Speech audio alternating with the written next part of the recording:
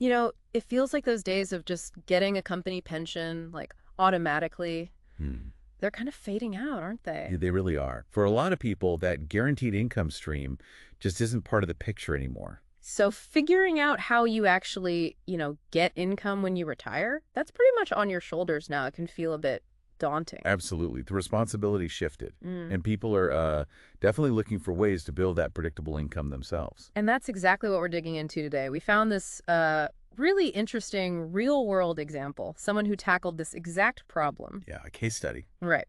Our mission here is to see how this one person used a specific financial tool to basically build his own pension plan.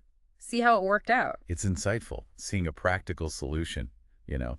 how a software engineer managed to create that steady retirement income. Definitely gives some ideas for, a very modern challenge. Mm. Okay, so let's talk about this person. We'll call him John Smith. He was 37, software engineer, doing okay, but really starting to think about the long game, retirement. Makes sense at that age, starting to look ahead. Yeah, and no company pension on the horizon. Yeah. And just relying only on Social Security felt, maybe not enough. A bit uncertain. Understandable. So he had a goal. He did, a clear one. $50,000 a year in retirement income starting when he hit 65. Okay, $50 a year. That's a relatable target for a comfortable retirement for many. Yeah. Having that number is key. Totally. So John, he worked with an advisor, and they landed on this thing called the GBU Defined Benefit Annuity. Now, it's built on something called a Future Flex fixed index annuity. Okay, let's break that down a bit. Fixed index annuity. Right. Think of it like this. Your potential gains are linked to a market index, like the S&P 500 maybe, but importantly, you're protected if the market tanks. You don't lose your principal. So some upside potential, but with a safety net. Exactly. And the defined benefit part means it's specifically designed to pay out a predetermined income stream later on, like a pension. Got it. So how did he figure out how much to save? Well, he used an online tool associated with the annuity, put in his age for retirement 65, his income goal, that $50,000, and they used a projected growth rate, let's say 7%. Okay, plugging in the numbers. That first step is so crucial. It takes it from just an idea to an actual plan. Right. And the tool crunched the numbers and said, okay, you need to contribute $630.82 each month. Wow, specific. Yeah.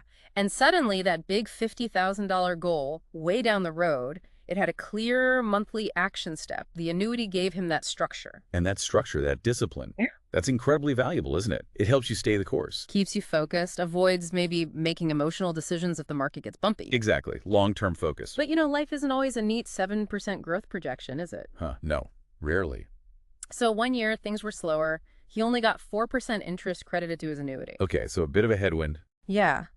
But the tool adapted. It showed him, look, to stay on track for your $50 K target, you could bump up your monthly contribution. The new number was $667 a month. Ah, so it showed him the adjustment needed. That's the control aspect. He had information to act on. Right. And he had the choice. He decided, okay, I'll increase it. He took that proactive step to stay on target. Good for him. Active management. Then you get the flip side.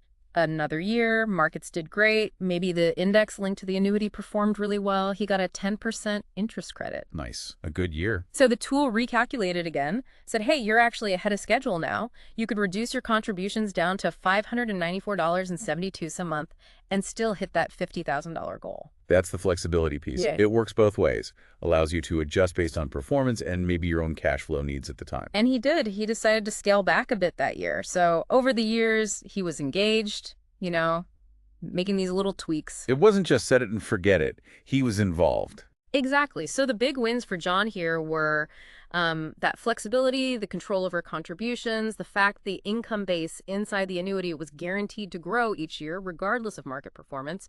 And yeah, that protection from market drops. The protection offers huge peace of mind, right? Yeah. Especially as you get closer to actually needing the money. Less time to recover from a big downturn. No kidding. So you fast forward, John hits 65, and the result... Did he make it? He did. He successfully reached his goal.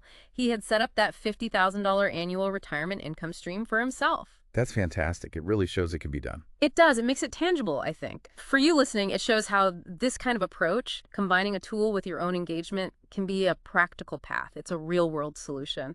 Yeah, it highlights that taking control is possible. It's about finding the right tools, sure, but also staying involved in your own plan. It's a partnership, really. So I guess the big takeaway is, even if traditional pensions are less common, building your own personal pension, it's absolutely possible. The tools and strategies exist. It takes some proactive effort, some planning, but you can create something reliable and flexible. Which leads to maybe a final thought for you to consider. Yeah.